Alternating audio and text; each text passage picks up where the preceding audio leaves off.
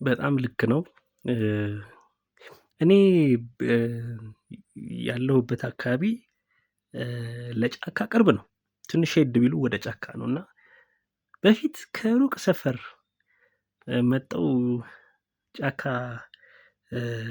ገብተው ይለማመዱ ነበርና ያደግ ጊዜ በጣም ያስታውሰኛል እና በጣም የሚገርም ልጅነት ነው። ምክንያቱም ያኔ በቃ ጉሮሮ መግራት እንዴት እንደሆነ ሰው ሳይነግራችሁ አውቀዋል። አሁን ዘመን ላይ ይሄንን ላርግ ስትሉ ግን በጣም ከባድ ነው። በግልጽ ቋንቋ ከባድ ነው። ምናልባት ገጠር አካባቢ ቀላል ሊሆን ይችላል፣ ግን አዲስ አበባ ላይ አሁን ከባድ ነው።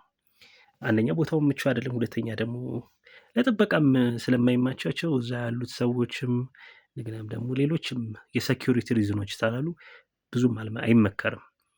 እና እንደኔ ያለ ሰው ቤት ውስጥ ነው ሲጮህ የኖረው ማለት ነው። ቤት ውስጥ ስትሉ እኔ ገጠመኝ አንድ ልንገራችሁና ዩቲዩብ ቻናሌ ላይ በፊት አስተምር ነበረ። ይሄ ሱራፌል ኪሩቤል የሚለው እና አንዳንዶቹ የበገና የማስተምርባቸው ቪዲዮዎች ላይ ጩኸቶች ይሰማሉ፣ የእንስሳት ጩኸቶች ይሰማሉ እና አንደኛ ወይ ውሻ ትሰማላችሁ ወይ ደግሞ ድመት ትሰማላችሁ እና አብረውኝ ነበር የሚለማመዱት።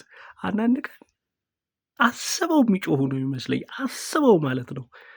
በቃ የሆነ ዜማ ላይ ምልስ ከሆነ ከውጪ 10 ውው ሲል ትሰማላችሁ፣ ወይ ደግሞ ድመት ከጎኔ ካለች ወይ ደግሞ በር ዘግቼ ከሆነ በሩ ጋር ትቆምና የሆነ ነገር ስለ አብራ ሚያው ትላለች እና በጣም እንደው አሁን ማታ ማታ ላይ መቅረጽ ጀመርኩኝ። አንዳንዱ ነገርም ማስተካከል ስጀምር ሞር ኤዲቲንግ ስሰራ ድምጽ በተለይ ሪከርዲንግ ዲኖይዚንግ ላይ ምናምን ነገር አንዳንድ ኢንተራፕሽን ላይ ማስተካከያ ሳረግ ትንሽ አላለ፣ ግን በጣም ያስታውሰኛል። ብቻ እነሱ ጊዜያት ጋር ከድመትና ከውሻ ጋር እንዴት እየተጣላው ስቀርጽ እንደነበረና የድምጽ ልምምድ የዜማ ልምምድ ብዙ አለው ትዝታና ብቻችሁን ስትሆኑም ብዙ አለው ገጠመኝ።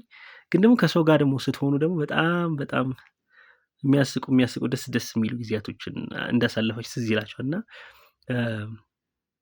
በጣም ትልቅ ጊዜ ነው።